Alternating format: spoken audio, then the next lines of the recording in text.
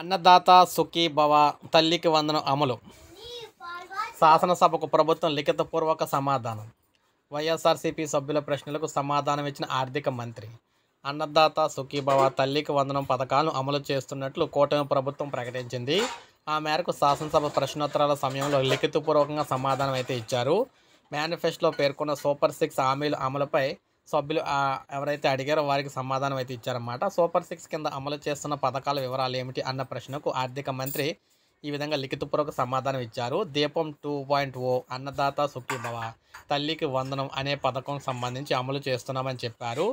2024 June నుంచి ఇప్పటి వరకు ఆ పథకాల కోసం ఖర్చు చేసిన వివరాలు చెప్పాలన్న ప్రశ్నకు దీపం 2 పథకానికి అయితే 895 కోట్లు అయితే ఖర్చు చేశామని చెప్పారు.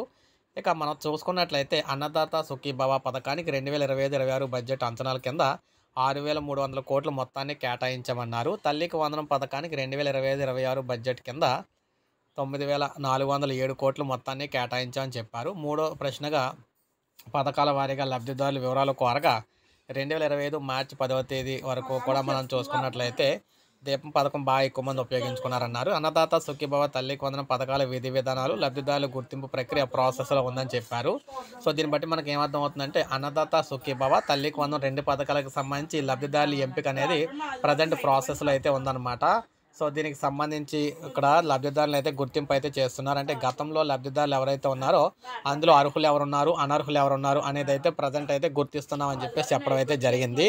సో నిజంగా అర్హులు ఉన్న వారందరికీ కూడా గతంలో తీసుకున్న వారందరికీ కూడా ఉంటుందని చెప్పేసి ఈ సభాముఖంగా తెలియజేశారన్నమాట. ఎందుకంటే అన్నదాత సుఖీభవ తల్లికి వందనం పథకం కోసం రాష్ట్ర వ్యాప్తంగా ప్రజలందరూ ఎదురు చూస్తున్నారు. అందువల్ల ఈ పథకానికి సంబంధించి ఎప్పటికప్పుడు తాజా సమాచారం మీకు అందిస్తూ ఉంటాను. నేను ఒక లైక్ చేయండి, సబ్స్క్రైబ్ చేసుకోండి, మన ఛానల్ సబ్స్క్రైబ్ చేసుకోండి.